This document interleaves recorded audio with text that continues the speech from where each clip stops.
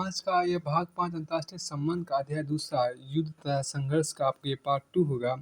इस पार्ट 2 के अंतर्गत आइए हम शुरू करते हैं। यहाँ पे देखिए एनपीटी के परमाणु मुक्त क्षेत्र का प्रावधान क्या गया है। एनपीटी के परमाणु मुक्त क्षेत्र का प्रावधान क्या गया। एनपीटी के अनुसार देखिए एनपीटी के अनुसार दुनिया से परमाणु हथियार को समाप्त करने के 5 वर्षों से संधि का पुनरावलोकन होगा। देखिए एनपीटी के अनुसार दुनिया से परमाणु हथियार को समाप्त करने के प्रत्येक 5 वर्षों में संधि का पुनरावलोकन होगा।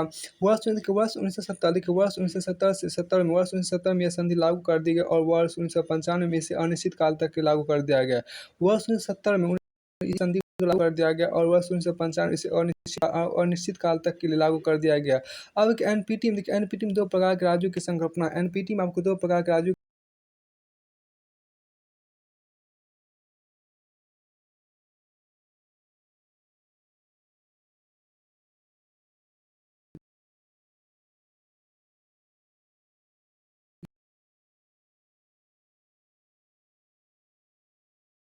अंतर्राष्ट्रीय परमाणु ऊर्जा एजेंसी IAEA द्वारा नहीं होगा। दूसरा गैर परमाणु शक्ति राज्य की इन राज्यों की अंतर्राष्ट्रीय परमाणु ऊर्जा एजेंसी IAEA द्वारा जांच होगी।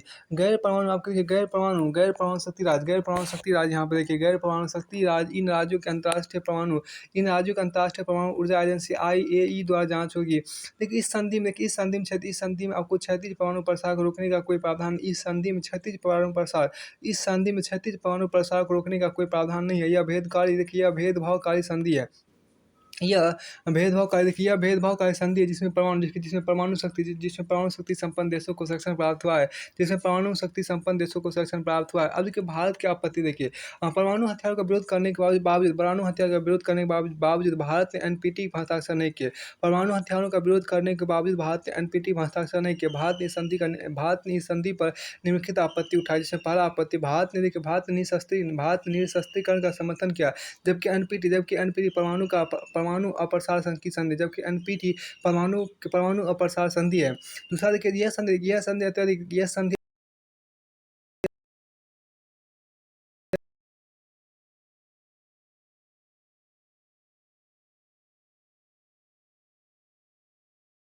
अंतर्राष्ट्रीय विधि में क्योंकि अंतर्राष्ट्रीय विधि में प्रत्येक राज्य को एक मान देखिए क्योंकि अंतर्राष्ट्रीय विधि में प्रत्येक राज्य को एक समान इकाई माना जाता है। क्योंकि अंतर्राष्ट्रीय विधि में प्रत्येक राज्य को एक समान इकाई माना जाता है। अब तीसरा इस संधि द्वारा परमाणु शक्ति संपन्न राज्यों का परमाणु हथियारों का विशेषाधिकार बनाए रखने का प्रावधान है। इस संधि द्वारा परमाणु शक्ति संपन्न राज्यों का परमाणु हथियारों पर बनाए रखने का प्रावधान किया गया है तथा गैर परमाणु शक्ति संपन्न राज्यों तथा गैर परमाणु शक्ति संपन्न राज्यों तथा गैर परमाणु शक्ति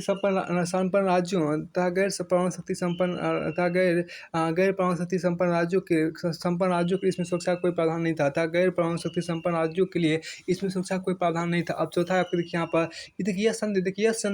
यह संधि मूलतः तकनीकी हस्तांतरण में बाधा है। यह संधि मूलतः आपको तकनीकी हस्तांतरण में बाधा है। इस संधि में इसका कोई उल्लेख नहीं है कि परमाणु क्लब में सम्मिलित राज्य अपने परमाणु हथियारों की कटौती करेंगे या नहीं।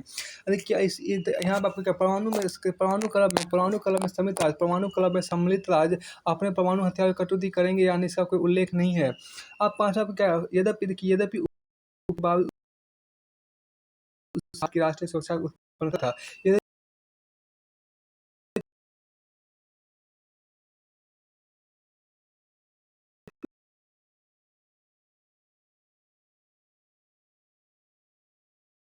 हस्ताक्षर कर दिए हैं। उत्तरी कोरिया ने आपका एनपीटी पर हस्ताक्षर किया था, परंतु वह टीम उत्तर कोरिया ने एनपीटी से अपने आप को अलग कर लिया। फिर देखिए सातवां पॉइंट देखिए आपका यह उल्लेखनीय है कि भारत पाकिस्तान इजराइल ने अभी भी एनपीटी पर हस्ताक्षर नहीं किया है। यह उल्लेखनीय है कि भारत पाकिस्तान इजराइल ने अभी भी एनपीटी पर हस्ताक्षर नहीं किया है। फिर आपको आगे हम देखिए सामरिक हथियार आपको आगे तीसरा नंबर आपको यहाँ पर क्या सामरिक हथियारों को प्रतिबंधित करने की संधि देखिए। सामरिक हथियारों को प्रतिबंधित करने की संधि यहाँ पर देखिए। तो सामरिक हथियारों को प्रतिबंधित करने की संधि देखिए क्या कि स्ट्रेटेजी देखिए आपको स्ट्रेटेजिक स्ट्रेटेजिक आर्म्स देखिए स्ट्रेटेजिक आर्म्स लिमिटेशन ट्रीटी 1972 आपको देखिए स्ट्रेटेजिक आर्म लिमिटेशन ट्रीटी प्रथम 1972। ठीक है, सोवियत संघ और संयुक्त राज्य अमेरिका के बीच यह संधि संपन्न हुई जिसके अंतर्गत सामरिक हथियारों को सीमित करने का समझौता किया गया क्योंकि 1960 के दशक के बाद अमेरिका के पास 30,000 परमाणु हथियार और वर्ष 1980 तक सोवियत के पास परमाणु हथियारों की कुल संख्या 40,000 थी। सामरिक हथियारों को सीमित करने का समझौता SCLT साल्ट द्वितीय 1979 में आपको हुआ, परंतु यह लागू नहीं हो सका।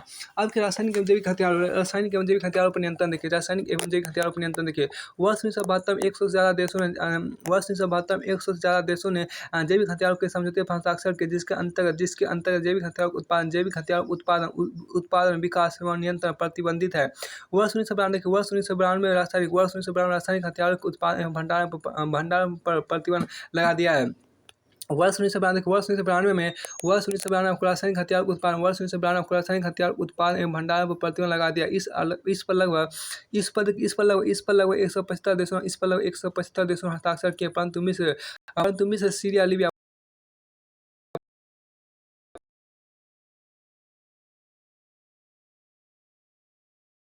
बोलते ABM 1972 देखिए। इसके अंतर अमेरिका एवं सोवियत संघ के मध्य समझौता हुआ। इसके अंतर अमेरिका एवं सोवियत संघ के मध्य आपको समझौता हुआ था। दोनों अंतरिक्ष में प्रक्षेपास्त्र तकनीकी तैनात न करने का निर्णय था। दोनों अंतरिक्ष में प्रक्षेपास्त्र तकनीकी तैनात न करने का निर्णय लिया। वर्तमान समय अमेरिका ने इस संधि से स्वयं को अलग कर लिया। वर्तमान समय अमेरिका ने इस संधि से स्वयं को अलग कर लिया। फिर आपको आगे देखिए ऑस्ट्रेलियाई ग्रुप देखिए। आप ऑस्ट्रेलिया ग्रुप में क्या खास बात है देखिए। ऑस्ट्रेलिया ग्रुप का निर्माण आपको वर्ष 1984 में इराक के द्वारा रासायनिक हथियारों के प्रयोग के बाद हुआ। देखिए ऑस्ट्रेलियाई समूह का निर्माण वर्ष 1985 में जिसका उद्देश्य रासायनिक और जैविक हथियारों का नियंत्रण करना था और उन देशों की पहचान करना जो इसका निर्यात करते हैं। वर्तमान में इसके 41 सदस्य इसमें यूरोपीय यूनियन के 27 सदस्य हैं। भारत इसका सदस्य नहीं है। सामरिक हथियारों की कटौती का समझौता देखिए, जिसको हम बोलते हैं स्टार्ट प्रथम। देखिए स्टार्ट प्रथम का फुल फॉर्म होता है strategic arms reduction treaty. Strategic arms reduction treaty बोलते हैं इसको। देखिए सोवियत संघ आपके यहाँ देखिए सोवियत संघ द्वारा आपको अमेरिका के मध्य वर्ष 1985 के बाद परमाणु हथियार कटौती के संदर्भ में महत्वपूर्ण समझौते हुए। शीत युद्धोत्तर विश्व में वर्ष 1991 में सामरिक हथियार कटौती का पहला समझौता स्टार्ट प्रथम हुआ, जिसके अंतर्गत महाशक्ति सोवियत संघ और अमेरिका ने अपने सामरिक हथियारों में 30% तक की कटौती का निर्णय लिया। वर्ष 2001 तक दोनों महाशक्तियों ने अपने परमाणु हथियारों की संख्या को 6,000 से कम किया। 6,000 से कम किया, जो स्वयं महत्वपूर्ण उपलब्धि है। वर्ष 2001 तक दोनों महाशक्तियों ने अपने परमाणु हथियारों की संख्या को 6,000 से कम किया, जो स्वयं महत्वपूर्ण उपलब्धि है। वर्ष 2009 में यह संधि समाप्त हो गई। आपकी मिसाइल तकनीक यहाँ देखिए क्या कि मिसाइल तकनीकी नियंत्रण व्यवस्था देखिए। मिसाइल तकनीकी नियंत्रण व्यवस्था जिसको MTCR बोलते हैं। देखिए यह एक अनौपचारिक संधि है जिसमें 34 देशों के बीच स्वैच्छिक सहभागिता है, जिसका उद्देश्य प्रक्षेपास्त्र और मानव रहित यानों की तकनीकी प्रसार का नियंत्रण करना है। इसकी स्थापना वर्ष 1987 में आपको हुई। संस्थापक देश में कनाडा, फ्रांस, जर्मनी, इटली एवं अमेरिका था। MTCR देखिए MTCR का मूल कार्य को प्रक्षेपास्त्रों का नियंत्रण करना। लेकिन ईरान, उत्तरी कोरिया और पाकिस्तान जैसे राज्य लगातार अपने प्रक्षेपास्त्रों को बेहतर बना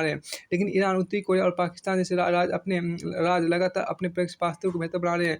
आपके सामरिक हथियार कटौती का समझौता देखिए आप जिसको हम स्टार्ट द्वितीय बोलते हैं।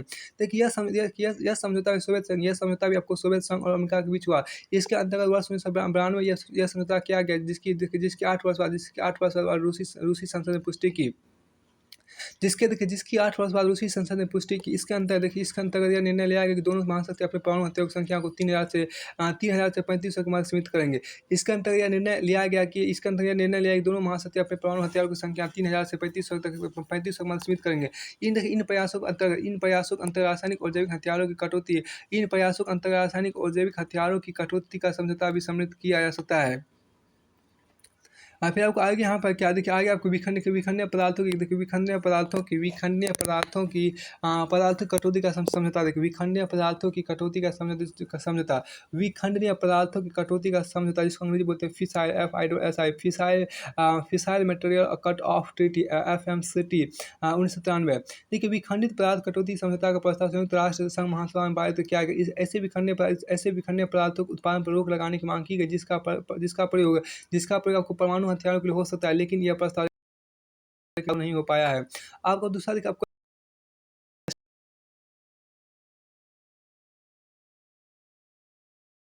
बोलते हैं।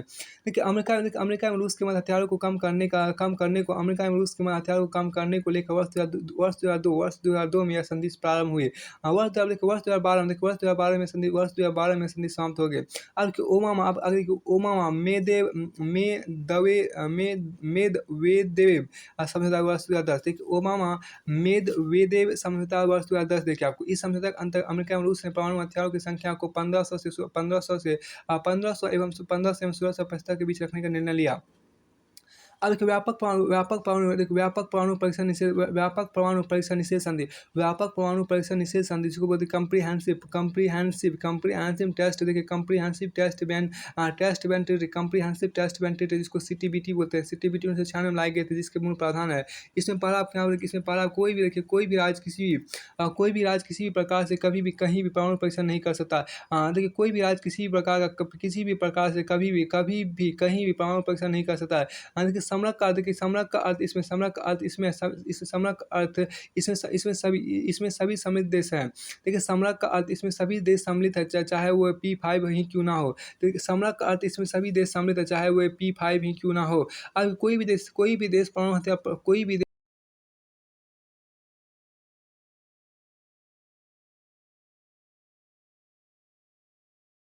हमको अंतर्राष्ट्रीय डाटा केंद्र एवं अंतर्राष्ट्रीय मॉनिटरिंग केंद्र मॉनिटरिंग केंद्र की स्थापना का प्रावधान किया गया। CTBT को अनिश्चित काल तक के लागू कर दिया गया। इस संधि किसी भाग पर इस संधि के किसी भाग पर विवाद को सुलझाने का दायित्व इस संधि के विवाद को सुलझाने का दायित्व अंतर्राष्ट्रीय न्यायालय को सौंपा गया। इस संधि के किसी भाग पर विवाद को सुलझाने का दायित्व अंतर्राष्ट्रीय न्यायालय को सौंपा गया। देखिए, इसमें बाल का रूप में लागू होने का प्रावधान एंट्री इंटू फोर्स क्लॉज रखा गया, जिसके अनुसार CTBT लागू होने के 180 दिन के भीतर वे 44 राज्य इस पर हस्ताक्षर करेंगे, जिनके पास परमाणु अनुसंधान की क्षमता है। देखिए, इसमें बात करें रूप में लागू होने का प्रावधान, आपको एंट्री इंटू फोर्स क्लॉज रखा गया, जिसके अनुसार CTBT लागू होने के 180 दिन के भीतर वे 44 राज्य इस पर हस्ताक्षर करेंगे, जिनके पास परमाणु अनुसंधान की क्षमता है। अब वे देश जिन्होंने CTBT पर हस्ताक्षर किए हैं, परंतु इसकी पुष्टि नहीं की है अमेरिका। देखिए, परंतु इसकी पुष्टि नहीं की हुई है आपको अमेरिका, चीन, इजराइल, उत्तरी कोरिया, मिस्र एवं ईरान ने अभी भी संधि की पुष्टि नहीं की है। अब ये भारत और पाकिस्तान इस संधि पर हस्ताक्षर ही नहीं किए हैं। फिर आपको आगे यहाँ पर क्या, देखिए, भारत की आपत्ति, भारत के अनुसार यह संधि केवल विकासशील देशों के परमाणु कार्यक्रम को प्रतिबंधित करने के लिए। भारत के अनुसार देखिए, यह संधि केवल आपको विकासशील देशों के परमाणु कार्यक्रम को प्रतिबंधित करने के लिए है। क्योंकि विकसित देशों ने कंप्यूटर सिमुलेशन तकनीक का विकास किया है। क्योंकि विकसित देशों ने आपको कंप्यूटर सिमुलेशन तकनीक का विकास कर लिया, इसलिए उन्हें परमाणु परीक्षण की आवश्यकता नहीं है। क्योंकि विकसित देशों ने आपको कंप्यूटर सिमुलेशन तकनीक का विकास कर लिया, इसलिए उन्हें परमाणु परीक्षण की आवश्यकता नहीं है। यह संधि मूलतः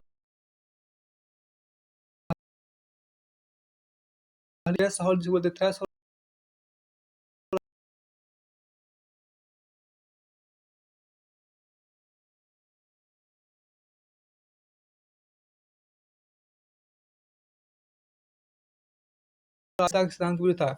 देखिए इस संधि का ध्यान देखिए, इस संधि का एंट्री इनटू फोर्स क्लॉज राज्यों के संप्रभुता के सिद्धांत के विरुद्ध था।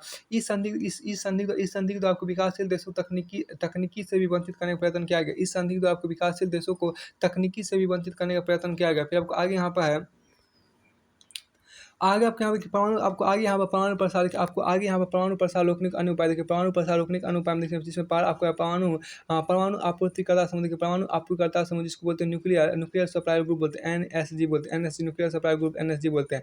देखिए एनएसजी की स्थापना देखिए, एनएसजी की स्थापना भारत के इसकी स्थापना मतलब एनएसजी की स्थापना भारत के परमाणु परीक्षण के बाद की गई। इसकी स्थापना वर्ष 1974 में हुई। इसकी स्थापना वर्ष 1974 में हुई। इसे लंदन क्लब के नाम से भी जाना जाता है। देखिए एनएसजी में आपको 40 सदस्य हैं।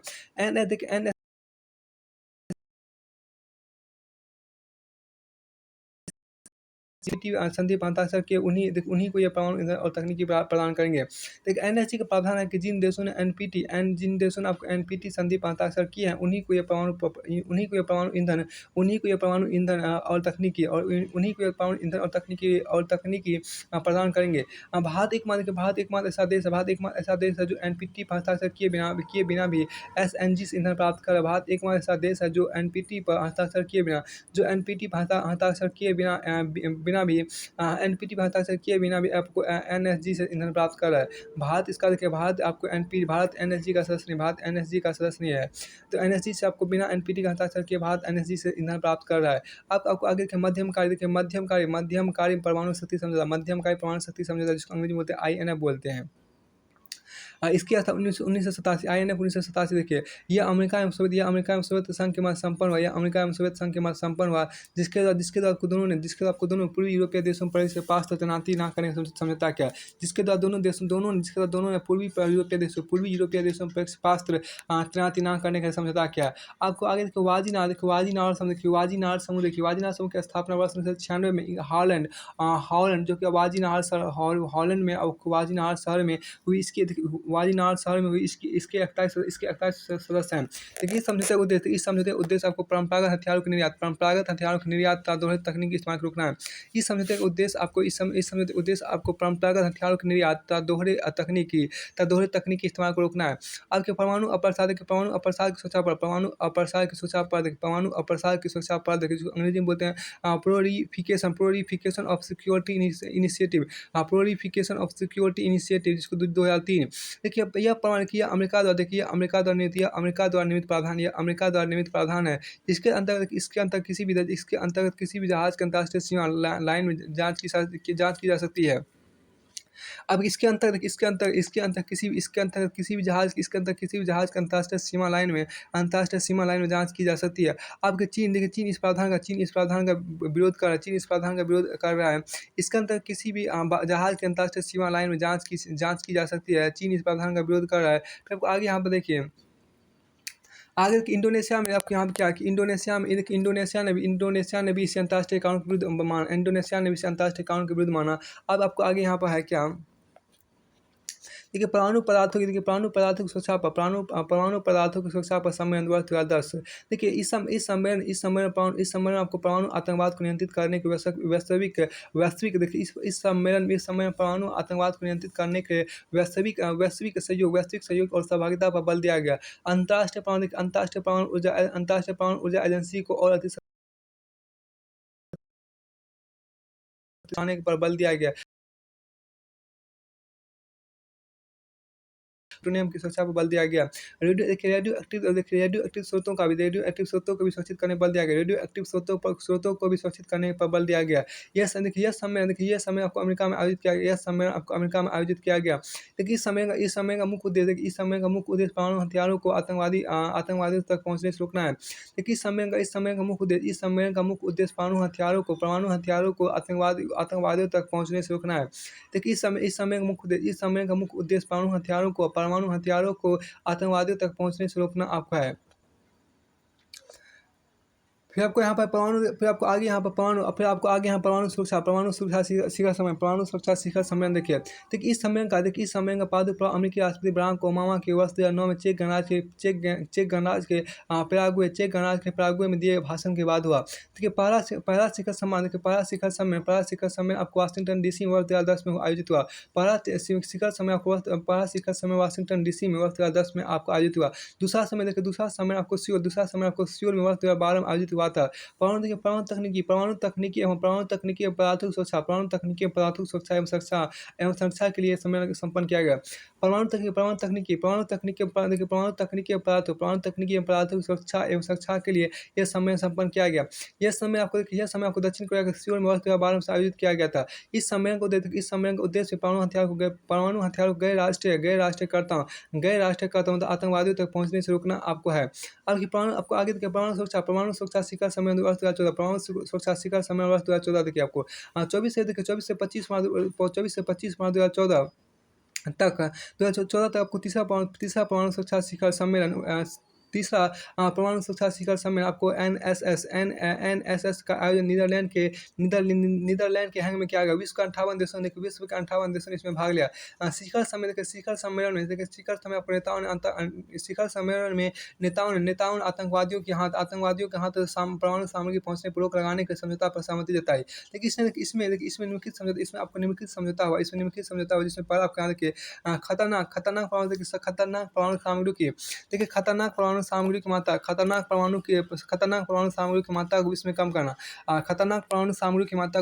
करना, और दूसरा आपको रेडियोधर्मी सामग्री की सुरक्षा बढ़ाना, जिसका इस्तेमाल खतरनाक बम बनाने में किया जा सकता है। अंतर्राष्ट्रीय स्तर पर सूचना और सहयोग को बढ़ावा देना। अब चौथा पॉइंट यहाँ देखिए क्या समझौते में अनरेडियोधर्मी पदार्थ जैसे कम समर्थित यूरेनियम कोबाल्ट 60 एस्ट्रोंटियम 90 और सीजियम 137 को भी शामिल किया गया। फिर देखिए आपको वाशिंगटन सम्मेलन 2016 देखिए आपको देखिए इसका मूल उद्देश्य परमाणु आतंकवाद को समाप्त करना है। देखिए इसका मूल उद्देश्य परमाणु आतंकवाद को समाप्त करना। भारतीय प्रधानमंत्री मोदी इस सम्मेलन में भाग लिया। आपको परमाणु विश्वास निर्माण को उपाय देखिए इसके अंतर निम्नलिखित उपायों को अपनाया गया, जिसमें पहला आपका महाशक्तियों के मध्य हॉटलाइन प्रारंभ। पहला आपके यहाँ महाशक्तियों के मध्य आपको हॉटलाइन प्रारंभ। दूसरा आपको परमाणु अनुसंधान केंद्रों की सुरक्षा के संदर्भ में सामान्य सहयोग। परमाणु अनुसंधान केंद्रों की सुरक्षा के संदर्भ में सामान्य सहयोग। और तीसरा आपके यहाँ पर प्रेक्षपास्त्रों के परीक्षण से पहले सूचना का आदान प्रदान। और चौथा आपके यहाँ पर परमाणु अनुसंधान केंद्रों की सूची का आदान प्रदान। चौथा आपके यहाँ परमाणु अनुसंधान केंद्रों की सूची का आदान प्रदान। चौथा आपके यहाँ पर परमाणु अनुसंधान केंद्रों की सूची का आदान प्रदान। और पांचवा आपको नो फर्स्ट यूज का सिद्धांत आपको पांचवा है। आपको आगे परमाणु मुक्त आपको आगे यहाँ पर क्या परमाणु मुक्त क्षेत्र बनाम व्यापक परमाणु अप्रसार। परमाणु मुक्त क्षेत्र बनाम व्यापक परमाणु अप्रसार। हम देखिए परमाणु अप्रसार संधि 1968 में परमाणु मुक्त क्षेत्रों का प्रावधान किया गया। कुछ एक महाद्वीप में यह प्रवृत्ति परमाणु अप्रसार संधि के लागू होने के पहले भी देखी जा सकती है। उदाहरण के टोटलोको संधि के द्वारा लैटिन अमेरिका को परमाणु मुक्त क्षेत्र घोषित किया गया। वर्ष 1985 में आपको रोरा टोगा संधि के द्वारा दक्षिण प्रशांत क्षेत्र के परमाणु क्षेत्र को परमाणु मुक्त क्षेत्र के रूप में घोषित किया गया। वर्ष 1996 में आपको बैंकॉक संधि के द्वारा सभी दक्षिण पूर्व एशियाई देशों क्षेत्र को परमाणु मुक्त क्षेत्र घोषित किया। वर्ष 1996 आपको बैंकॉक संधि के द्वारा सभी दक्षिण पूर्वी एशियाई देशों ने दक्षिण पूर्वी एशियाई क्षेत्र को परमाणु मुक्त क्षेत्र घोषित किया। वर्ष 1996 आपको पालिन डाबा संधि के द्वारा अफ्रीकी महाद्वीप के 28 देशों ने इस क्षेत्र को परमाणु मुक्त क्षेत्र घोषित किया। वर्ष 1996 आपको पालिन डाबा संधि के द्वारा अफ्रीकी महाद्वीप के 28 देशों ने इस क्षेत्र को परमाणु मुक्त क्षेत्र घोषित किया। वर्ष 1997 बैंकॉक संधि के द्वारा आपको आसियान देशों ने स्वयं को परमाणु मुक्त क्षेत्र के रूप में घोषित किया। आपको आगे देखिए वर्ष 2007 की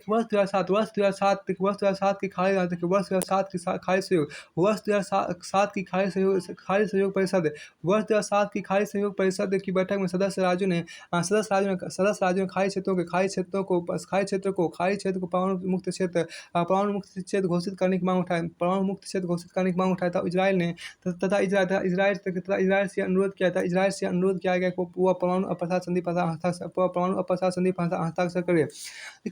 वर्ष 2007 की खाड़ी सहयोग परिषद की बैठक में सदस्य राज्यों ने खाड़ी क्षेत्र को परमाणु मुक्त क्षेत्र घोषित करने की मांग उठाई था। इजराइल ने यह अनुरोध किया कि वह परमाणु अप्रसार संधि पर वर्ष 2007 में खाड़ी सहयोग परिषद की बैठक में सदस्य राज्यों ने खाड़ी क्षेत्र को परमाणु मुक्त क्षेत्र घोषित करने की मांग उठाई था। इजराइल से अनुरोध किया गया कि वह परमाणु अप्रसार संधि पर हस्ताक्षर करें। देखिए भारतीय विदेश नीति में क्षेत्रीय अप्रसार की संकल्पना का समर्थन नहीं किया था। भारतीय विदेश नीति में क्षेत्रीय अप्रसार की संकल्पना का समर्थन नहीं किया था। भारत के अनुसार परमाणु हथियार व्यापक सार्वभौमिक समृद्ध और निश्चित समय में समापन होना चाहिए। इसलिए भारत ने सदैव निरस्त्रीकरण का समर्थन किया, परमाणु अप्रसार का नहीं। इसलिए भारत ने सदैव निरस्त्रीकरण का समर्थन किया, परमाणु अप्रसार का नहीं। वर्ष 1988 में भारतीय प्रधानमंत्री राजीव गांधी ने संयुक्त राष्ट्र महासभा को संबोधित करते हुए कहा कि वर्ष 2020 तक समूचे विश्व से परमाणु हथियार को समाप्त किया जाना चाहिए। वर्ष 2020 तक समूचे विश्व से परमाणु हथियार को समाप्त किया जाना चाहिए। फिर आपको आगे यहाँ पर है, आपको देखिए शीत युद्धता विश्व में परमाणु प्रसार का मुख्य परमाणु प्रसार का मुख्य क्षेत्र एशियाई महाद्वीप बना हुआ है। शीत युद्धता विश्व में आपको परमाणु प्रसार का मुख्य क्षेत्र आपको एशियाई महाद्वीप बना हुआ है। शीत युद्धता विश्व में आपको परमाणु प्रसार का मुख्य क्षेत्र एशियाई महाद्वीप बना हुआ है। उत्तरी कोरिया ईरान का मुद्दा अभी भी विवादास्पद है। उत्तरी कोरिया और ईरान का मुद्दा अभी भी विवादास्पद है। ईरान परमाणु हथियार की प्राप्ति का सजग प्रयास कर रहा है।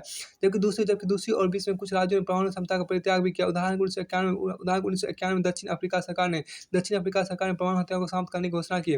वर्ष 1996 में पूर्व सोवियत संघ के अंतर्गत 3 राज्यों ने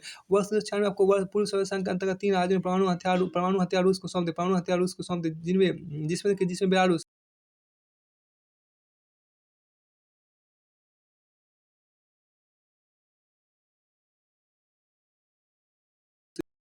सोवियत संघ के 3 राज्यों ने परमाणु हथियार रूस को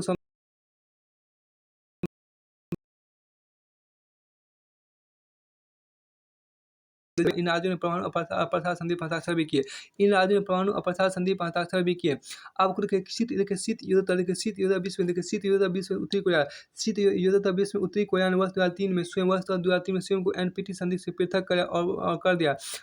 वर्ष 2006 में परमाणु परीक्षण भी किया।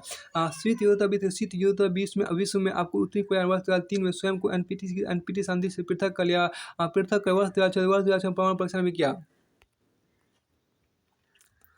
ठीक, उत्तर कोरिया परमाणु कार्यक्रम को समाप्त करने का अमेरिका, रूस, जापान, चीन, उत्तरी कोरिया, दक्षिणी कोरिया नामक 6 देशों के मध्य आपको वार्ता आरंभ हुई। वर्ष 2008 उत्तरी कोरिया ने परमाणु कार्यक्रम को बंद करने की घोषणा की। वर्ष 2008 उत्तरी कोरिया ने अपने परमाणु कार्यक्रम को बंद करने की घोषणा की। परंतु वर्ष 2009 में 6 देशों के मध्य चले वार्ता से स्वयं को अलग कर, परंतु वर्ष 2009 में 6 देशों के मध्य चल रही वार्ता से स्वयं को अलग कर लिया।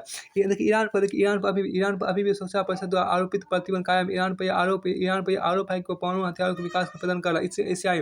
इसलिए एशियाई महाद्वीप एशियाई महाद्वीप में परमाणु प्रसार की समस्या सबसे गंभीर, इसी एशियाई महाद्वीप में परमाणु प्रसार की समस्या सबसे गंभीर है। इसके बावजूद आपको स्थिति होता है, शीत युद्धोत्तर विश्व में इसके बावजूद आपको शीत युद्धोत्तर विश्व में परमाणु हथियारों के प्रसार में कमी हुई है, जिसके निम्नलिखित कारण जिसमें पर आपको क्या, अमेरिका तथा रूस दोनों महाशक्ति अपने सहयोगी राष्ट्रों की सुरक्षा को उपलब्ध कराते हैं। अमेरिका तथा रूस दोनों महाशक्ति अपने सहयोगी राष्ट्रों को सुरक्षा उपलब्ध कराते हैं। अमेरिका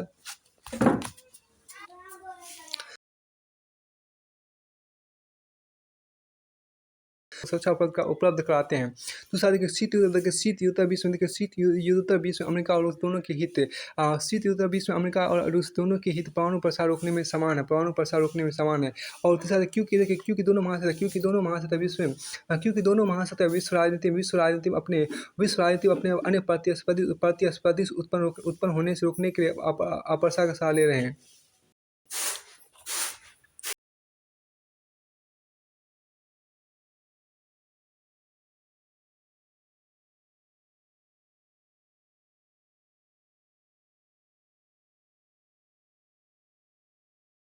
अधिक उत्पन्न होने से रोकने के लिए अप्रसार का सहारा ले रहे हैं। और चौथा पॉइंट आप क्या, ठीक है, वर्ष 1995 एनपीटी संधि को अनिश्चित काल तक लागू कर दिया गया, जबकि वर्ष 1996 में व्यापक परमाणु परीक्षण संधि व्यापक परमाणु परीक्षण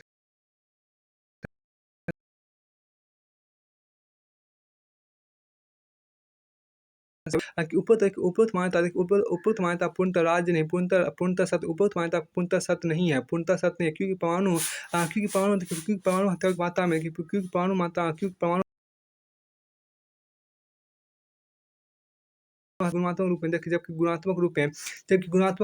गुणात्मक रूप में इसमें वृद्धि हो रही है, क्योंकि देखिए आपको एक बार फिर से आलोचकों के अनुसार उपयुक्त मान्यता पूर्णतः सत्य नहीं, क्योंकि परमाणु हथियारों की मात्रा में कमी हो रही है, जबकि गुणात्मक रूप में इसमें वृद्धि हो रही है, गुणात्मक रूप में इसमें वृद्धि भी हो रही है। आपको आगे यह बिंदु ध्यान देने योग्य है कि वर्ष 1999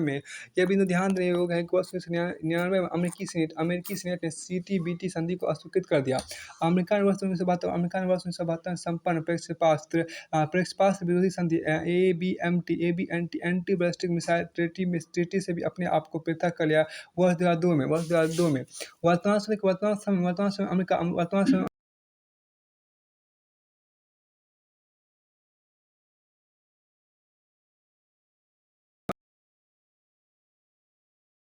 अमेरिका भी राष्ट्र परमाणु का प्रसार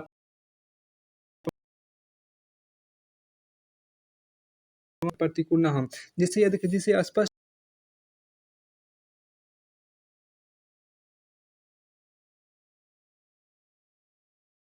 इसके सुरक्षा हितों के प्रतिकूल ना हो। फिर आपको आगे यहाँ पर क्या देखिए, शीत युद्धोत्तर विश्व में परमाणु आतंकवाद का खतरा।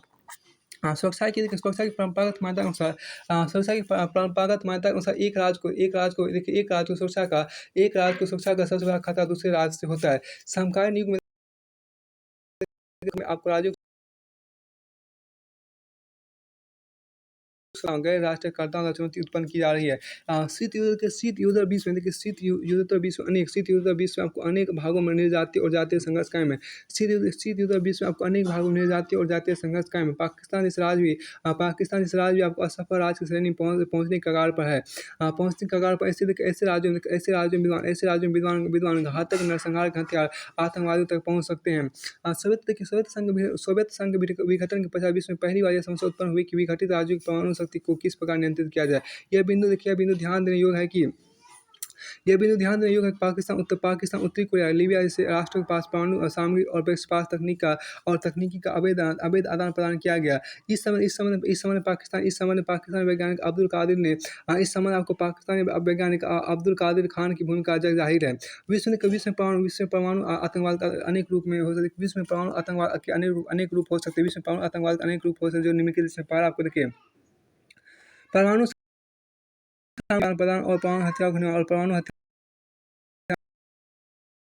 दूसरा परमाणु अनुसंधान केंद्रों पर आतंकवादियों का संभावित हमला। परमाणु अनुसंधान केंद्रों पर आतंकवादियों का संभावित हमला। देखिए समकालीन विश्व में परमाणु आतंकवाद का खतरा खतरा संपूर्ण मानवता के लिए सबसे गंभीर चुनौती है। इससे देखिए इससे अब अप्रसार का दायरा केवल राष्ट्र राज्यों तक सीमित नहीं किया है। इससे अब अप्रसार का दायरा केवल राष्ट्र राज्यों तक सीमित नहीं किया है, बल्कि इसमें गैर राज्यकर्ताओं को भी सम्मिलित करना होगा। यहाँ से देखिए अध्याय पूरी तरह से फिनिश होता है। इस अध्याय के बाद आपको दूसरा आपको अध्याय है यहाँ पर संघर्ष तथा शांति, जिसको अंग्रेजी में बोलते हैं कॉन्फ्लिक्ट एंड पीस बोलते हैं। अध्याय 3 आपके यहाँ पर संघर्ष और शांति है, तो इसको हम यहाँ पर शुरू करेंगे संघर्ष और शांति को, अध्याय 3 को। देखिए शांति अध्ययन, देखिए पीस स्टडी, देखिए शांति अध्ययन पीस स्टडी एक विवाद समाधान, एक विवाद समाधान। देखिए शांति अध्ययन एवं विवाद समाधान, शांति अध्ययन एवं विवाद समाधान, जिसको अंग्रेजी में बोलते हैं पीस स्टडी एंड कॉन्फ्लिक्ट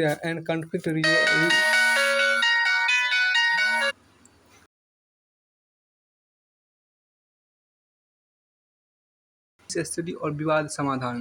देखिए शांति अध्ययन एक अंतर्विषयक, देखिए शांति अध्ययन एक अंतर्विषयक उपागम। इसके बाद संघर्षों को रोकने, इसके बाद आपको संघर्षों को रोकने, कम करने और शांतिपूर्ण समाधान का प्रयत्न किया जाता है। इसके द्वारा उन कारणों का अध्ययन किया जाता है जो संघर्षों को बढ़ावा देते हैं। संघर्ष समाधान उन सभी पक्षों को शामिल किया जाता है जो आपस में संघर्ष कर रहे हैं। संघर्ष समाधान में उन सभी पक्षों को शामिल किया जाता है जो आपस में संघर्ष कर रहे हैं। देखिए जॉन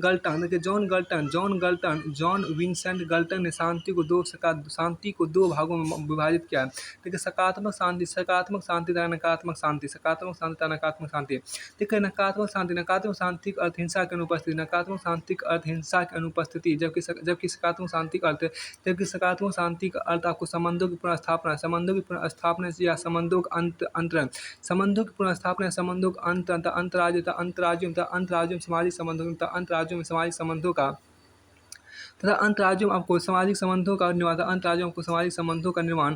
फिर आपको आगे का प्रथम विश्व युद्ध के बाद अंतर्राष्ट्रीय संबंध का अध्ययन एक स्वतंत्र विषय के रूप में होने लगा।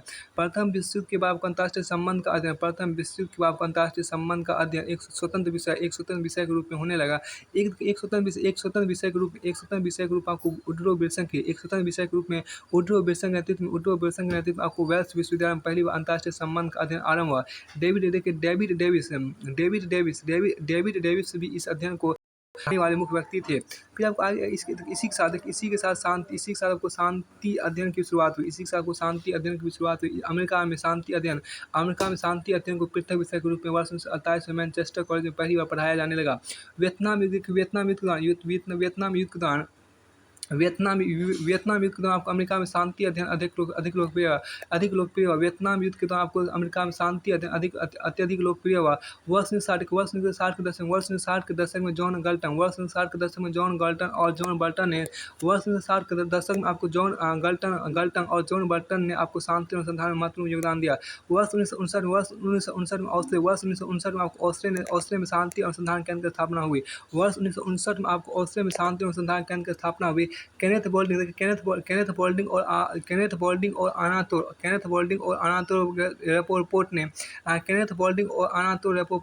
रेपोर्ट ने शांति विज्ञान समाज की स्थापना की। केनेथ बोल्डिंग और आनातोर रेपोर्ट ने शांति विज्ञान समाज की स्थापना की और उन तकनीकी संकल्पना के विकास का प्रयत्न किया जिससे संघर्ष समाधान हो सके। आपके शांति के शीत युद्ध के बाद अध्ययन की नवीन विषय वस्तु आपके यही था। शीत युद्ध के बाद अध्ययन की नवीन विषय वस्तु जो था आपको यही था। एक मिनट। अब क्या है कि शीत युद्ध के बाद आपको शीत युद्ध की समाप्ति के बाद शांति अध्ययन में शीत युद्ध को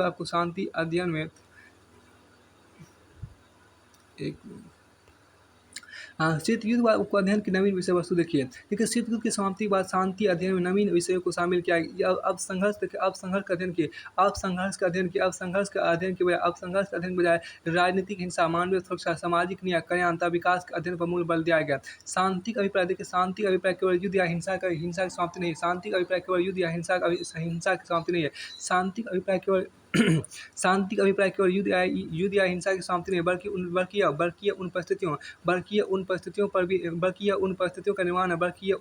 का निर्माण है जिसमें युद्ध होने की परिस्थितियाँ समाप्त हो जाए, देखिए बल्कि यह उन परिस्थितियों का निर्माण है जिसमें युद्ध होने की परिस्थितियाँ समाप्त हो जाए। देखिए इससे शांति अध्ययन उत्तर दक्षिण संबंध, पर्यावरण जनसंख्या वृद्धि जैसे मुद्दों को भी शामिल किया है। इससे शांति अध्ययन में उत्तर दक्षिण संबंध, पर्यावरण जनसंख्या वृद्धि जैसे मुद्दों को भी शामिल किया गया। अब देखिए शांति अध्ययन के प्रकार, देखिए शांति अध्ययन आपको अंतर विषयक हो सकता है, जिसमें राजनीति विज्ञान, समाजशास्त्र, मनोविज्ञान एवं अर्थशास्त्र का अध्ययन किया जाता है। बहुस्तर अध्ययन, देखिए बहुस्तर अध्ययन जिसमें व्यक्ति, निर्जातीय समुदाय, राज्य एवं सभ्यताओं के आपसी संबंधों का अध्ययन किया जाता है। देखिए यह अध्ययन आपको बहुत संस्कृतिवादी भी हो सकता है। फिलहाल ज़्यादातर अध्ययन आपको पश्चिमी देशों के द्वारा किया गया है। अब कि शांति का महत्व देखिए, परमाणु हथियारों के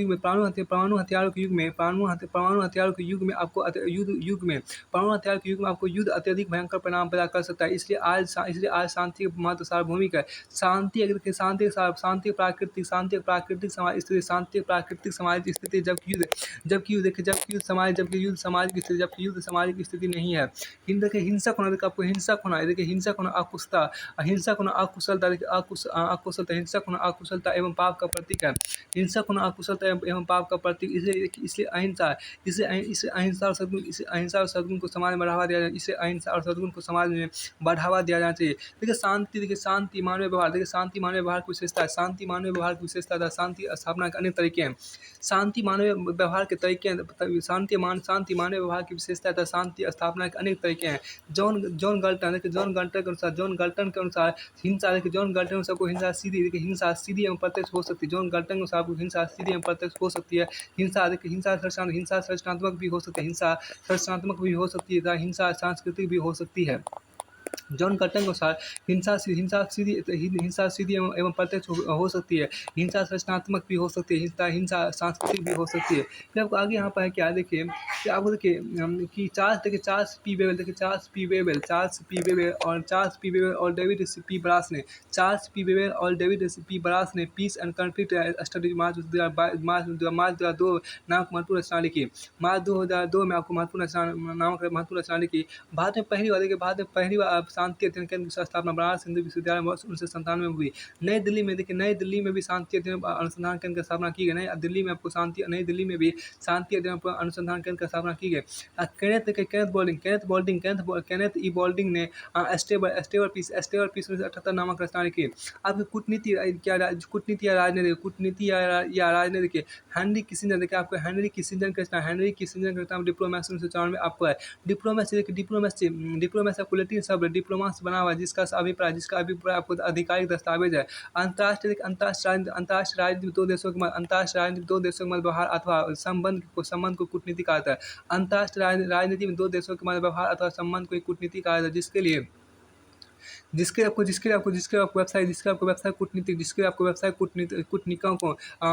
वेबसाइट कूटनयिकों की नियुक्ति होती है, जिसके आपको वेबसाइट कूटनयिकों की नियुक्ति होती है। आपको कूटनयिक संबंधों पर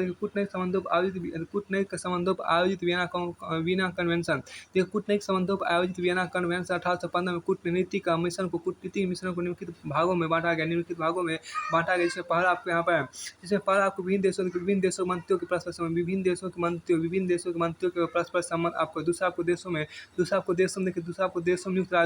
नियुक्त राजदूत और तीसरा दूतावास में नियुक्त छोटे अधिकारी। अब क्या कॉमनवेल्थ, देखिए कॉमनवेल्थ देशों में राजदूत को उच्चायुक्त, कॉमनवेल्थ देशों में आपको राजदूत को उच्चायुक्त कहा जाता है। एक देश में राजदूत की नियुक्ति के पहले सामान्यतः उस देश की सहमति ली जाती है। प्रत्येक देश अपने यहाँ नियुक्त होने वाले राजदूतों के संबंध अपनी जांच करवाता है। अपनी जांच करवाता है। कूटनयिक व्यवहार के संबंध में सम्मेलनों का अत्यधिक महत्व है। कूटनयिक व्यवहार के संबंध में निम्नलिखित सम्मेलनों का अत्यधिक महत्व है, जिसमें पहला आपको वियना कांग्रेस 1815 में हुआ था। वियना कांग्रेस सम्मेलन 1815 में हुआ था और बर्लिन कांग्रेस सम्मेलन आपको 1878 में आपको आता। देखिए राजनयिक को 3 भागों में विभाजित किया गया। पहला आपको देखिए राजनयिक या कूटनीतिक आयोग। देखिए राजनयिक या कूटनीतिक आयोग का अध्यक्ष, राजनयिक या कूटनीतिक आयोग का अध्यक्ष, और दूसरा देखिए दूत या अमात्य, देखिए दूत या अमात्य और राजदूत। राजदूत है तीसरे नंबर, दूसरा नंबर दूत अमात्य है। देखिए राजनयिकों के कार्य देखिए, राजनयिकों के मतलब 2 प्रकार के कार्य होते हैं। पहला, जिस देश में वे नियुक्त होते हैं उसकी रिपोर्ट अपने देश को भेजना। जिस देश में वे नियुक्त होते हैं उसकी रिपोर्ट अपने देश को भेजना। इसके अंतर्गत वे खुफिया जानकारी भी इकट्ठा करने का प्रयत्न करते हैं। राजदूत को किसी देश का आंतरिक मामले में हस्तक्षेप का अधिकार नहीं है। लेकिन व्यावहारिक रूप में कई बार राजदूत देश का आंतरिक मामलों में हस्तक्षेप करते हैं। फिर आपको आगे यहाँ पर दूसरा आपको क्या राजदूतों का दूसरा सबसे महत्वपूर्ण कार्य कूटनीतिक वार्तालाप करना है। राजदूतों का दूसरा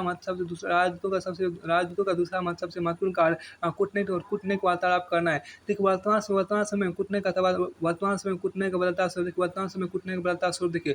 वर्तमान भूमंडलीकरण, सूचना क्रांति एवं संचार के साधनों के युग में कूटनीतिज्ञों की परंपरागत भूमिका में परिवर्तन हुआ। कूटनीतिक परंपरागत भूमिका में परिवर्तन हुआ है। उदाहरण के राज्यों के बीच आपको हॉटलाइन की स्थापना की गई है। वर्तमान युग में आपको सटल डिप्लोमेसी का विकास हुआ। है, जिसके अंतर्गत किसी देश का मंत्री दूसरे देश की यात्रा कर वार्तालाप करता है। वर्तमान युग में आपको सटल डिप्लोमेसी का विकास हुआ, जिसके अंतर्गत किसी देश का मंत्री दूसरे देश की यात्रा करके वार्तालाप करता है। इसलिए उस देश में नियुक्त राजदूत की भूमिका कम हो रही है। देखिए सटल डिप्लोमेसी अमेरिकी विदेश सचिव हेनरी किसिंजर के समय अत्यधिक लोकप्रिय हुई। जब उन्होंने मिस्र एवं इजराइल की यात्रा करके पश्चिमी एशियाई संकट के समाधान का प्रयत्न किया। वर्तमान समय आपको शिखर कूटनीति का भी अत्यधिक महत्व है, जिसके अंतर्गत अनेक देशों के शासनाध्यक्ष परस्पर वार्ता करते हैं। आज का अनेक क्षेत्रीय आर्थिक संगठनों की स्थापना हो चुकी है, जिससे शिखर कूटनीति का महत्व बढ़ता जा रहा है। आपको आगे देखिए वर्तमान भूमंडलीकरण के युग में अंतर्राष्ट्रीय राजनीति में गैर राष्ट्रीयकर्ताओं का महत्व बढ़ रहा है। इसलिए आज का पब्लिक डिप्लोमेसी का भी खूब प्रयोग किया जा रहा है। इस शब्द का प्रयोग आपको एडमंड गुलियन ने किया। इसके द्वारा आपको सरकार आम जनता के साथ संवाद पर आपको अनौपचारिक कूटनीति पर आपको यहाँ पर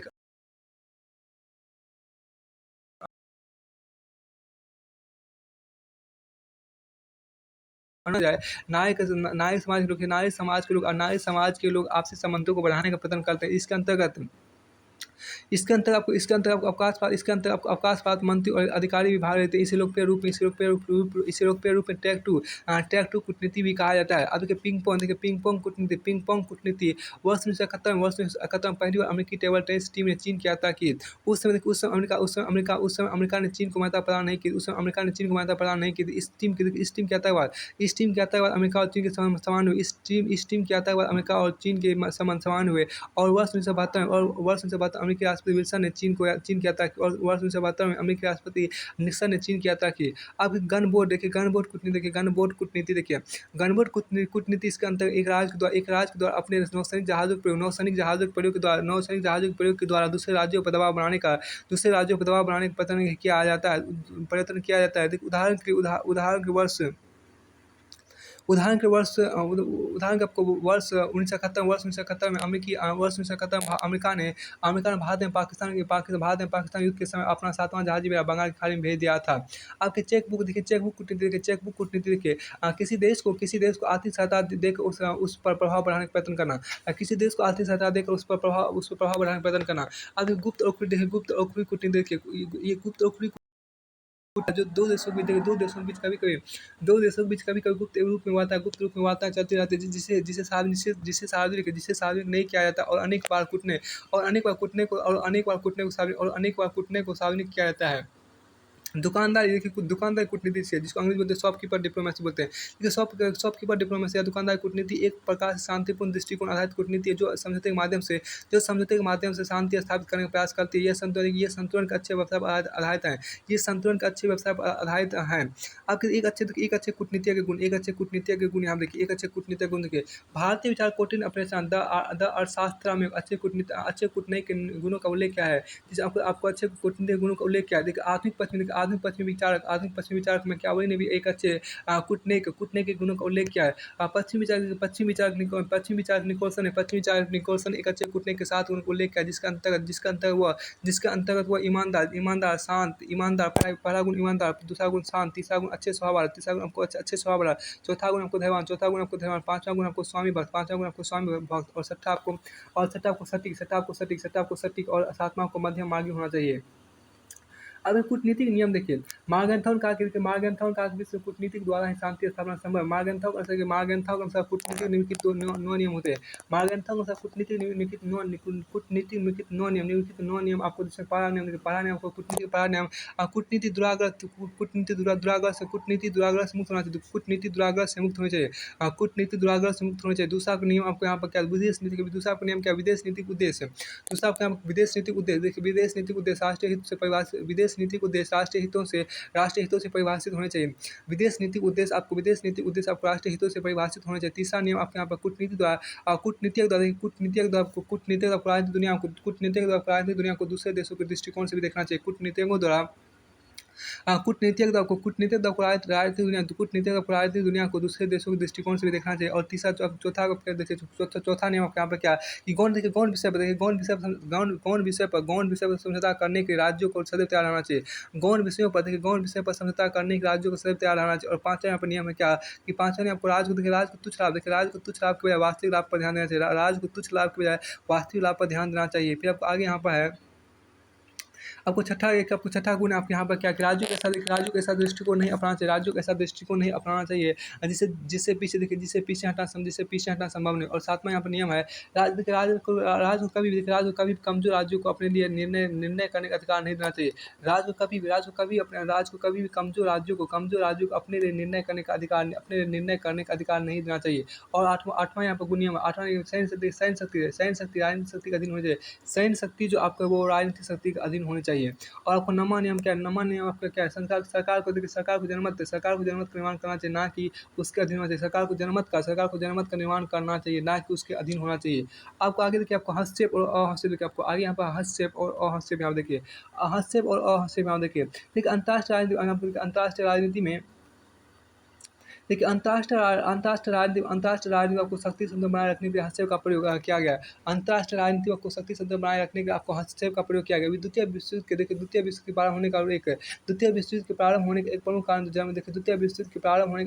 जर्मनी द्वारा आपको अन्य राज्यों के आंतरिक मामलों में हस्तक्षेप का था। द्वितीय विश्व युद्ध के प्रारंभ होने का एक प्रमुख कारण जर्मनी द्वारा अन्य राज्यों के आंतरिक मामलों में हस्तक्षेप था। वर्तमान समय में आपको शक्तिशाली राज्य हस्तक्षेप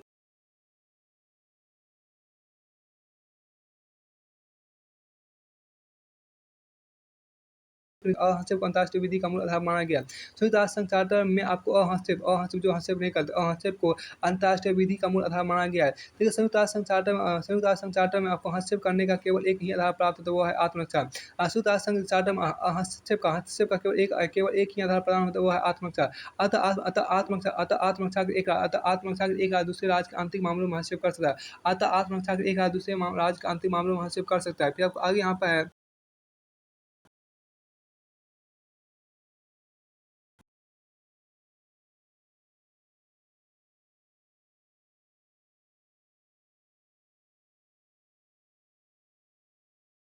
सामाजिक आंदोलन, अलगाववादी उपराष्ट्रीय समूह शामिल होते हैं। इकोनॉमिक डिप्लोमेसी, सिटी डिप्लोमेसी इसी के भाग है। देखिए, पैरा डिप्लोमेसी उस राष्ट्रीय या संघीय इकाई को विदेशी संबंधों हेतु अवसर प्रदान करती है। देखिए, पैरा डिप्लोमेसी गतिविधियों में आपको भिन्न अभिकर्ता, जैसे क्षेत्र, फर्म, सामाजिक आंदोलन, अलगाववादी या उपराष्ट्रीय समूह शामिल होते हैं। इकोनॉमिक डिप्लोमेसी, सिटी डिप्लोमेसी इसी के भाग हैं। रचना देखिए आपको अलेक्जेंडर कुछ नेस्टोव ने आपको theory and practice of diplomacy sub national government in international affair 2014 में लिखा था। अलेक्जेंडर कुर्चेव ने आपको theory and practice of diplomacy sub national governments in international affair 2014 में लिखा था। और रोड्रिगो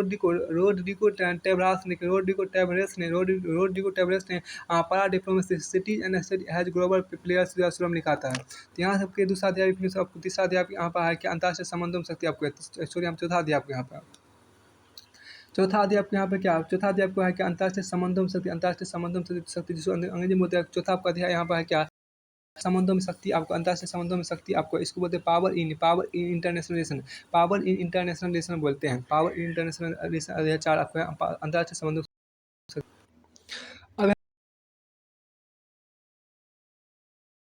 और एक कॉल 20 ने introduction to international relation power and justice 1935 में नामक रचना में शक्ति के प्रास डोमेन तथा छेद को महत्वपूर्ण माना। शक्ति के प्रास तथा डोमेन तथा छेद को महत्वपूर्ण माना।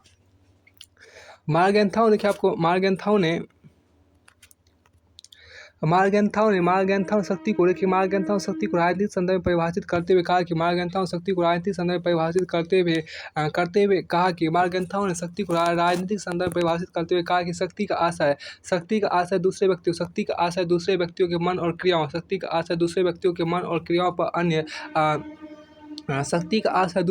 के मन और क्रियाओं पर अन्य व्यक्ति का नियंत्रण है।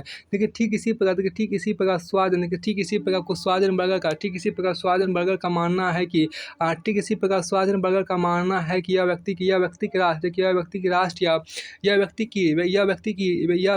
या राष्ट्र की वह क्षमता जो दूसरों से उसकी इच्छा के विरुद्ध कार्य करा सके।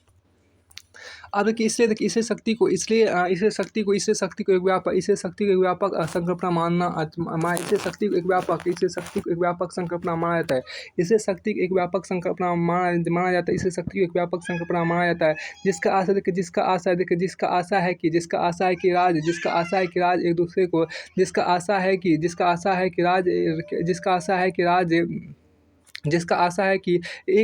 राज दूसरे राज की विदेश नीति या दूसरे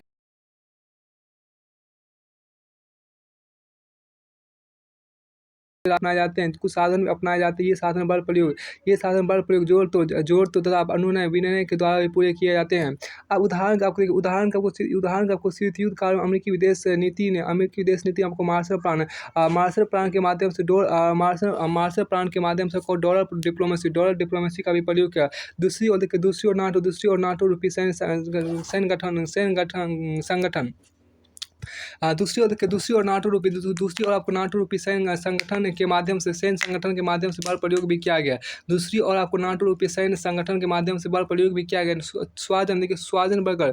स्वाजन बर्गर ने शक्ति और प्रभाव भेद कर क्योंकि प्रभाव के द्वारा भी दूसरों के व्यवहार में परिवर्तन किए जाते हैं। लेकिन प्रभाव में बल प्रयोग की क्षमता अनुपस्थित होती है। अब देखिए शक्ति का सिद्धांत देखिए। शक्ति का सिद्धांत आपके यहाँ पे क्या क्लाउज बीटा देखिए। आप शक्ति का सिद्धांत आपके यहाँ देखिए क्या क्लाउज बीटा देखिए। आप शक्ति का सिद्धांत आपके यहाँ पे क्या है क्लाउज बीटा। आप देखिए क्लाउज बीटा का मानना है कि शक्ति युद्धों में व्यक्त होती है जिसमें शत्रु को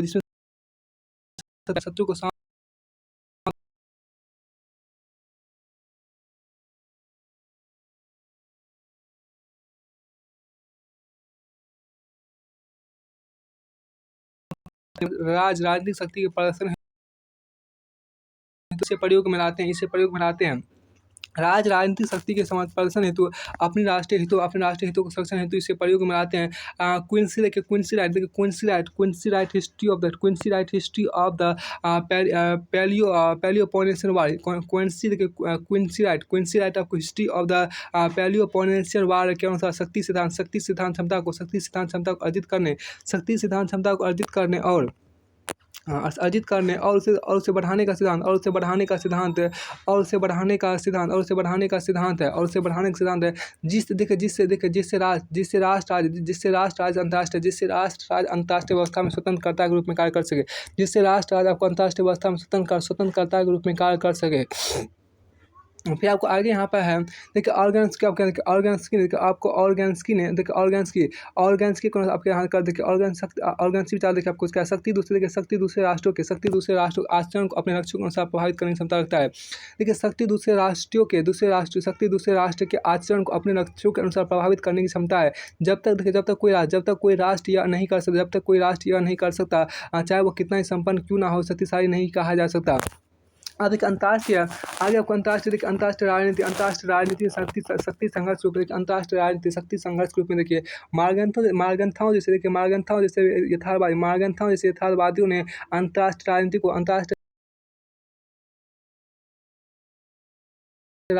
राजनीति को शक्ति के लिए संघर्ष का जो शाश्वत है।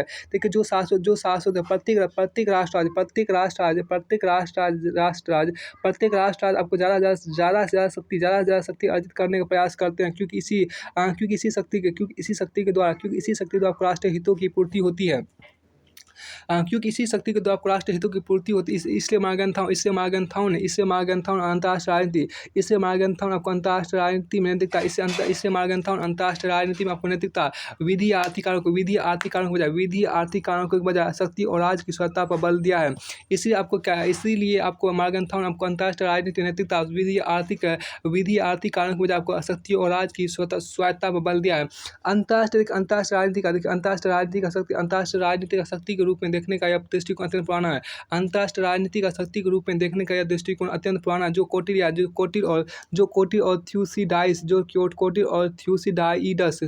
और थ्यूसिडाइडस जैसे परंपरागत विचारकों के विचारों में ही देखा जा सकता है। फिर आपको आगे यहाँ देखिए ई एच कार ने शक्ति को 3 श्रेणियों में विभाजित किया, जिसमें पहला आपको एसेंस शक्ति, दूसरा आपको आर्थिक शक्ति और तीसरा आपका जनमत को प्रभावित करने वाली शक्ति आपके यहाँ पर है। देखिए ई एच कार यह भी मानते हैं कि शक्ति की संकल्पना मूलतः अविभाज्य है। इसे शक्ति को 3 श्रेणियों में विभाजित करने का आशा आपको शक्ति का विभाजन करना नहीं है। देखिए शक्ति की संकल्पना पूर्णतः, देखिए शक्ति की संकल्पना मूलतः आपको सापेक्षिक होती है। निरपेक्ष नहीं। देखिए निरपेक्ष नहीं। उदाहरण के अमेरिका को शक्तिशाली कहने की आशा चीन, रूस, फ्रांस, जापान की तुलना में हो सकती है। अमेरिका को शक्तिशाली कहने की आशा चीन, रूस, फ्रांस, जापान की तुलना में हो सकती है। निरपेक्ष रूप में नहीं। शक्ति का वस्तुनिष्ठ मापन भी नहीं किया जाता, क्योंकि यह एक सापेक्षिक संकल्पना है, लेकिन शक्ति के विभिन्न अवयवों का मापन किया जा सकता है। फिर आपको देखिए शक्ति के अवयव, देखिए आपको शक्ति के अवयव यहाँ देखिए। देखिए शक्ति के 2 अवयव, देखिए शक्ति के दो प्रकार के अवयव हैं। देखिए परार्थ मूर्त अथवा मूर्त अवस्था ठोस, मूर्त अथवा ठोस।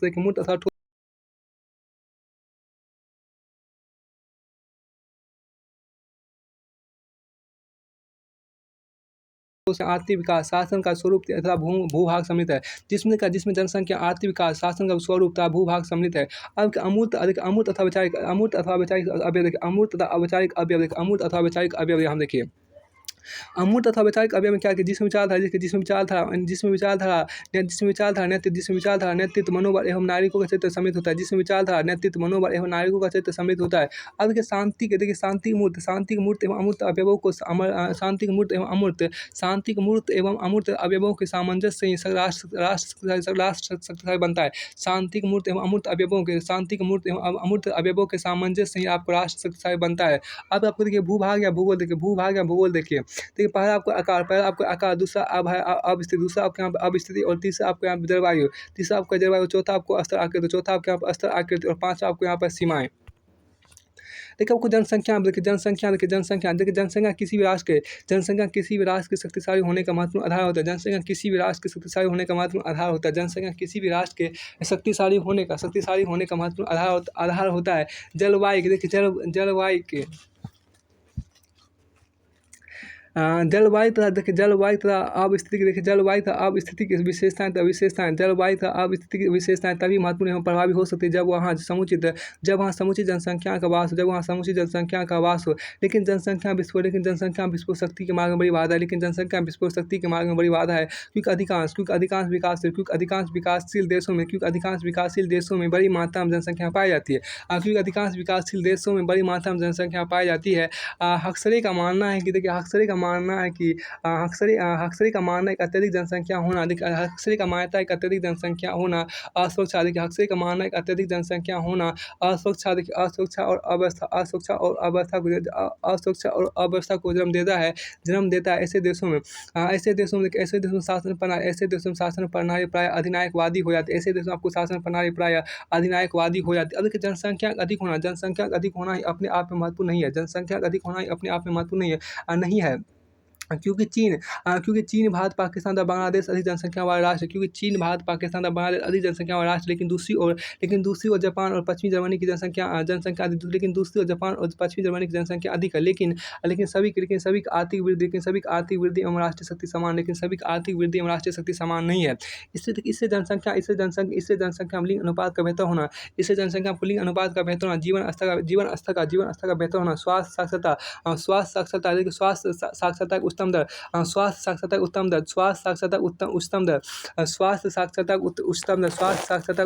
दर होना स्वास्थ्य उच्चतम दर का होना तथा जनसंख्या प्रशिक्षित एवं कुशल हो तभी वह राष्ट्रीय शक्ति का स्रोत हो सकती है। देखिए पामर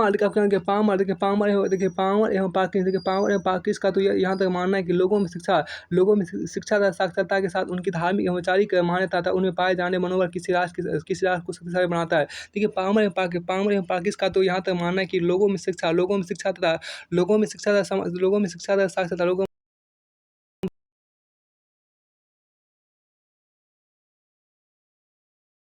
तथा उनमें पाए जाने मनोबल किसी राष्ट्र को शक्तिशाली बनाता है। अब देखिए तकनीकी देखिए वस्तुतः विकसित देशों में विकासशील देशों के मध्य तकनीकी का ही मूल भेद है। तकनीकी का आशा आपको अनुपयुक्त विज्ञान से तथा तकनीकी द्वारा ही नई पद्धतियों ने उत्पादन एवं नए बाजार का निर्माण हुआ है। अधिकांश अनुसंधान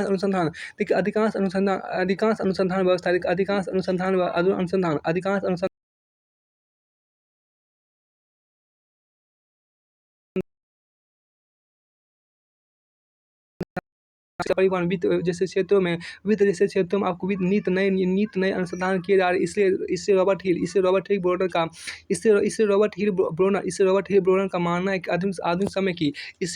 ब्रोनर का मानना है कि आधुनिक समय की सबसे बड़ी विशेषता तकनीकी है। देखिए तकनीकी का देखिए तकनीकी का प्रयोग आपको युद्ध के क्षेत्र में परमाणु तथा अंतरिक्ष क्षेत्र में तकनीकी का प्रयोग आपको युद्ध के क्षेत्र में परमाणु तथा अंतरिक्ष के क्षेत्र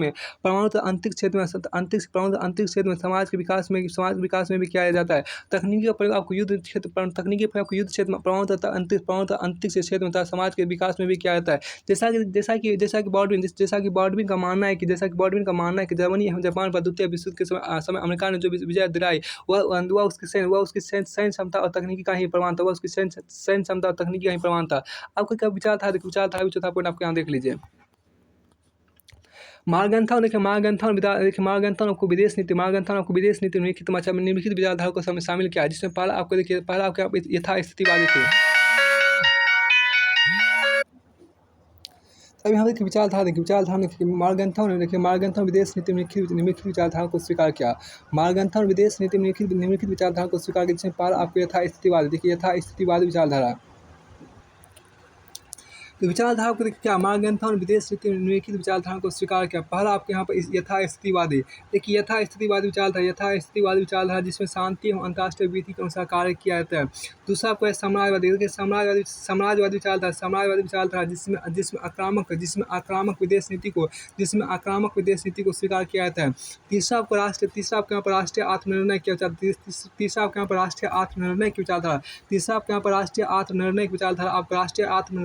विचारधारा विचारधारा आपको है। देखिए संप्रति अमेरिका जैसी महाशक्तियों लोकतंत्र, मानवाधिकार एवं शांति विचारधारा के नाम पर अपने राष्ट्रीय हितों को शक्तिशाली रूप में पूर्ण करने का प्रयास कर रही है। संप्रति अमेरिका जैसी महाशक्तियाँ लोकतंत्र, मानवाधिकार एवं शांति विचारधारा के नाम पर अपने राष्ट्रीय हितों को शक्तिशाली रूप में पूर्ण करने का प्रयास कर रही है। अब देखिए मनोबल ध्यान रखिए। देखिए मनोबल का अभिप्राय, देखिए मनोबल का अभिप्राय आपको व्यक्तित्व मनोबल का अभिप्राय आपको व्यक्तित्व एवं गरिमा को बनाए रखने से है। मनोबल का अभिप्राय आपको व्यक्तित्व एवं गरिमा को बनाए रखने से आपको है। मनोबल उत्साह, देखिए मनोबल में आपको विश्वास, पात्रता, आस्था जैसे गुणों को भी सम्मिलित किया जाता है। इसी मनोबल के द्वारा लोगों को राष्ट्र के प्रति त्याग और बलिदान के प्रोत्साहित किया जाता है। प्रोत्साहित किया है तथा उन्हें आपसी मतभेदों को भुलाने की सलाह भी दी जाती है। इससे प्रत्येक राष्ट्र नागरिकों के मनोबल में वृद्धि का प्रयास करता है। इससे प्रत्येक राष्ट्र नागरिकों के मनोबल में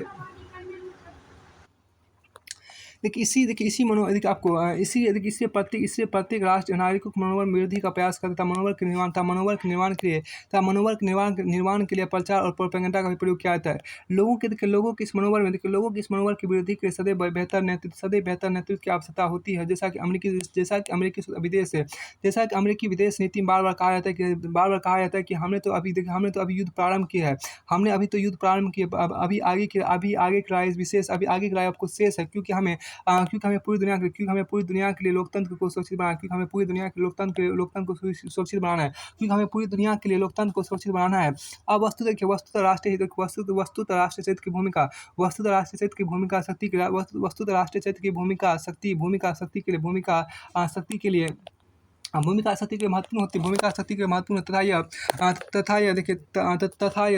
राष्ट्रीय चरित्र दुनिया के भिन्न देशों में भिन्न रूपों में पाया जाता है। जैसा कि पामर एवं पार्किंस की मानता है,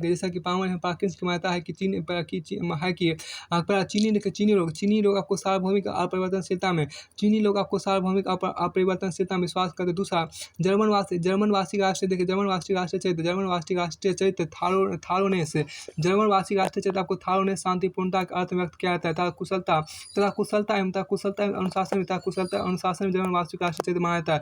कुशलता एवं अनुशासन भी आपको जर्मन वास्तविक राष्ट्रीय चरित्र भी माना जाता है।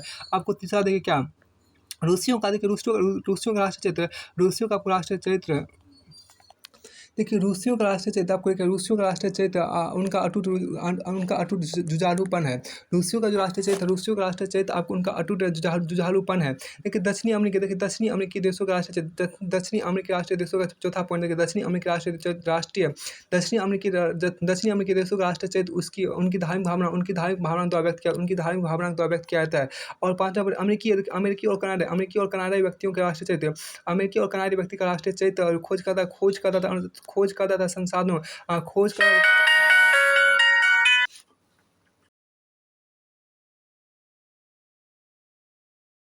अमेरिकी देशों का राष्ट्रीय चरित्र उनकी धार्मिक भावना के द्वारा व्यक्त किया जाता है। पांचवा अमेरिकी और कनाडाई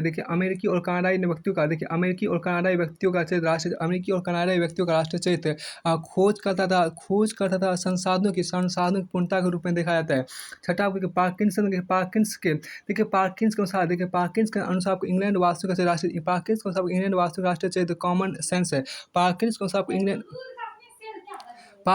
इंग्लैंड वास्तु राष्ट्रीय चरित्र आपको देखिए पार्किंस के अनुसार आपको इंग्लैंड वास्तु का राष्ट्रीय चरित्र कॉमन सेंस है। फिर आपको आगे है, यद्यपि किसी भी देश के नागरिकों के राष्ट्रीय चरित्र का निर्धारण करना अत्यधिक कठिन एवं विवादास्पद है, लेकिन यह राष्ट्रीय शक्ति का एक बड़ा स्रोत माना जाता है। जैसा कि हैंस मार्गन्थन अपने politics among nation the struggle for power and peace 1927 में भी स्वीकार किया है। आपके नेतृत्व बिना नेतृत्व के ना तो राज का निर्माण हो सकता है, ना ही तकनीकी का विकास और ना ही कोई देश विकसित हो सकता है। बिना नेतृत्व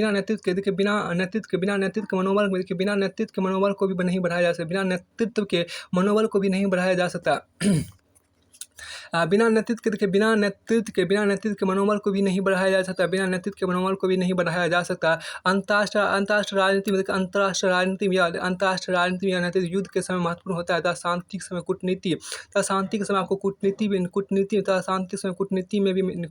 में भी आपको नेतृत्व की महत्वपूर्ण भूमिका होती है। पर जोसेफ नाइक तो आपको सॉफ्ट पावर शब्द का प्रयोग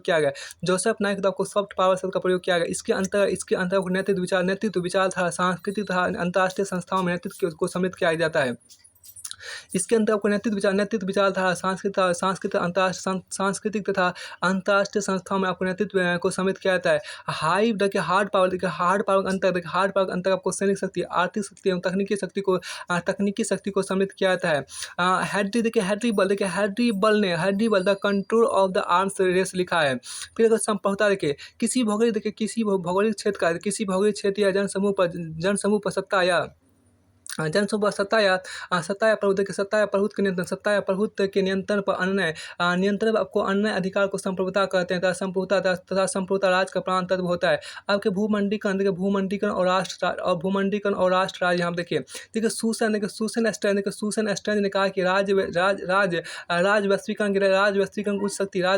उच्च शक्ति के समक्ष पीछे हट रहा है।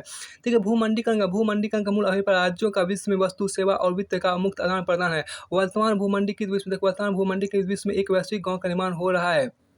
पार-राष्ट्रीय संबंधों का विकास हो रहा है। इसलिए राज्य की परंपरागत शक्तियाँ संप्रभुता में ह्रास या क्षरण देखा जा सकता है। क्योंकि राज एक भौगोलिक संकल्पना है या भूभाग विशेष में सर्वोच्च वैधानिकता, क्योंकि भूभाग विशेष में सर्वोच्च वैधानिक सत्ता का प्रयोग किया जाता है। डेविड हेल के अनुसार आपको समकालीन भूमंडलीकरण के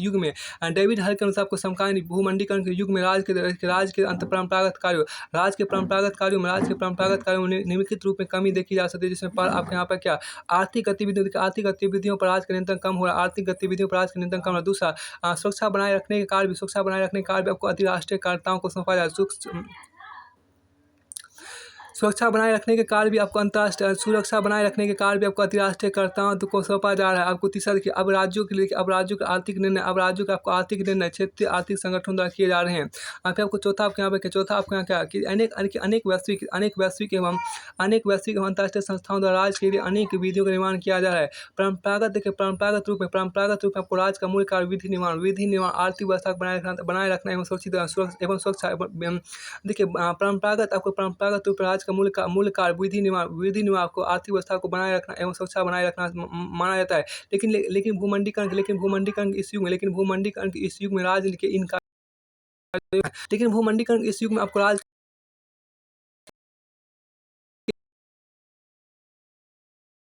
ऐसा प्रतीत होता है कि राज्य की भूमिका का क्षरण हो रहा है और अति भूमंडलीकृत विचारकों की मान्यता ऐसा ही प्रतीत हो रही है, जिन्होंने कहा कि विश्व में भौगोलिक सीमाएं संकुचित होती जा रही है।